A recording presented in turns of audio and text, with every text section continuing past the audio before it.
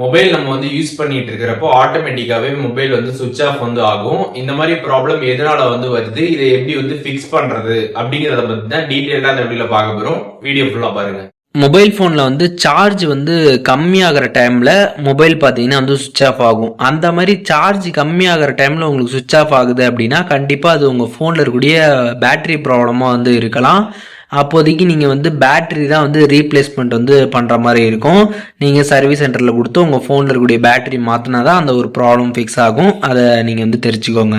And ரெண்டாவது விஷயம், phone வந்து ரொம்ப ஹீட் ஆகும். ஹீட் ஆகிறதுனால பார்த்தீங்கன்னா நம்மளோட ஃபோன் பார்த்தீங்கன்னா வந்து சுவிட்ச் ஆஃப் ஆகும்.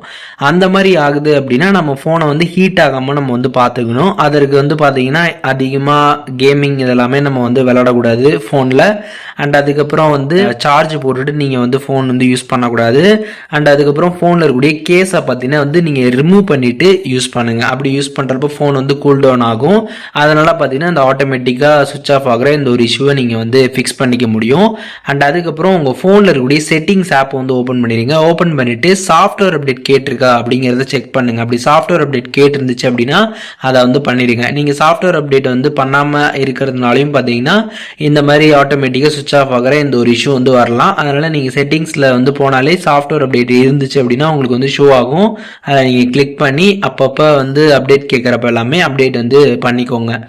அண்ட் அதுக்கப்புறம் இன்னொரு முக்கியமான விஷயம் என்ன அப்படின்னு பார்த்தீங்கன்னா, செட்டிங்ஸில் போயிட்டு பார்த்தீங்கன்னா வந்து பவர் ஆஃப் அப்படின்னு நீங்கள் வந்து சர்ச் பண்ணீங்க அப்படின்னா உங்களுக்கு ஆப்ஷன்ஸ் எல்லாமே வந்து வரும். அதில் வந்து ஸ்கெடியூல் பவர் ஆன் ஆஃப்னு இருக்கும்.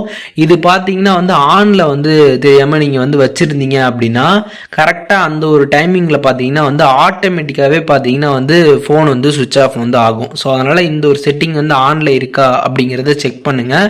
அப்படி ஆனில் இருந்துச்சுன்னா அதை வந்து ஆஃப் பண்ணிடுங்க. ஸோ இது ஆனில் இருந்துச்சு அப்படின்னா அந்தந்த டைமிங்கில் ஆட்டோமேட்டிக்காக சுவிட்ச் ஆஃப் ஆகிட்டு இருக்கும். அதனால் இதையுமே வந்து செக் பண்ணிக்கோங்க. அண்ட் அதுக்கப்புறம் நீங்கள் என்ன பண்ணலாம் அப்படின்னு பார்த்தீங்கன்னா, இந்த ஆட்டோமேட்டிக்காக சுவிட்ச் ஆஃப் ஆகிற இந்த ப்ராப்ளம் இருக்குது அப்படின்னா ஃபோனில் இருக்கக்கூடிய செட்டிங்ஸை ஓப்பன் பண்ணிவிட்டு அதில் ரீசெட்னு சர்ச் பண்ணிங்க அப்படின்னா இதில் வந்து ஆப்ஷன்ஸ் எல்லாமே வந்து வரும். அதில் வந்து ரீசெட் ஆல் செட்டிங்ஸ் கொடுத்துருப்பாங்க. அதை கிளிக் பண்ணிவிட்டு ரீசெட் ஆல் செட்டிங்ஸ் வந்து பண்ணிடுங்க. இந்த மாதிரி பண்ணதுக்கப்புறம் உங்கள் ஃபோனை ஒன் டைம் ரீஸ்டார்ட் பண்ணிட்டு அதுக்கப்புறம் யூஸ் பண்ணி பாருங்கள். இந்த ஆட்டோமேட்டிக்காக சுவிட்ச் ஆஃப் ஆகிற இந்த ஒரு ப்ராப்ளம் உங்களுக்கு வந்து ஃபிக்ஸ் ஆகிடும். இந்த மாதிரி ரீசெட் ஆல் செட்டிங்ஸ் வந்து கொடுக்குறப்போ உங்கள் ஃபோனில் இருக்கக்கூடிய எந்த ஒரு டேட்டாவுமே பார்த்தீங்கன்னா எரேஸ் ஆகாது. அதனால் நீங்கள் எதை நினச்சும் பயப்பட தேவை கிடையாது. நீங்கள் பட்டு ரீசெட் வந்து பண்ணிக்கலாம். அதுக்கப்புறம் உங்களுக்கு இந்த ப்ராப்ளம் வந்து ஃபிக்ஸ் ஆகும். இதை பண்ணி உங்களுக்கு ஃபிக்ஸ் ஆகலை அப்படின்னா நீங்கள் என்ன பண்ணலாம் அப்படின்னு பார்த்தீங்கன்னா, உங்கள் மொபைலை பார்த்தீங்கன்னா நீங்கள் கம்ப்ளீட்டாக வந்து ஃபேக்ட்ரி ரீசெட் வந்து பண்ணலாம். ரீசெட்னு சர்ச் பண்ணாலே உங்களுக்கு ஆப்ஷன் வரும். அதில் ஃபேக்ட்ரி ரீசெட் இருக்கும். அதை கிளிக் பண்ணி நீங்கள் ஃபேக்ட்ரி ரீசெட் வந்து பண்ணிக்கலாம். ஃபேக்ட்ரி ரீசெட் வந்து பண்ணுறப்போ ஃபோனில் இருக்கக்கூடிய கம்ப்ளீட் டேட்டா எல்லாமே வந்து எரேஸ் ஆகும். ஃபோன் நீங்கள் வாங்கினப்போ எப்படி இருந்துச்சோ அந்த மாதிரி தான் வந்து இருக்கும் எல்லாமே.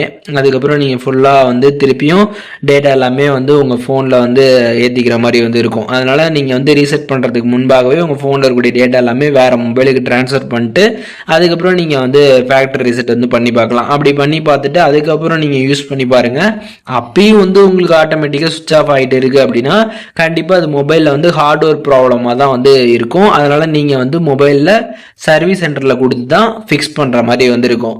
ஸோ இப்போ வந்து சிம்பிளாக சொல்லணும் அப்படின்னா நீங்கள் வந்து ஃபோன் வந்து உங்களுக்கு ஆட்டோமேட்டிக்காக சுவிட்ச் ஆஃப் ஆகிட்டு இருக்குது அப்படின்னா நீங்கள் ஃபஸ்ட்டு விஷயம் ரீசெட் ஆல் செட்டிங்ஸ் கொடுத்து பண்ணி பார்க்கலாம். அதன் மூலியமாகவே ஃபிக்ஸ் ஆகிடும். அப்படி ஃபிக்ஸ் ஆகலை அப்படின்னா நீங்கள் வந்து ஃபேக்ட்ரி ரீசெட் பண்ணி பாருங்கள்.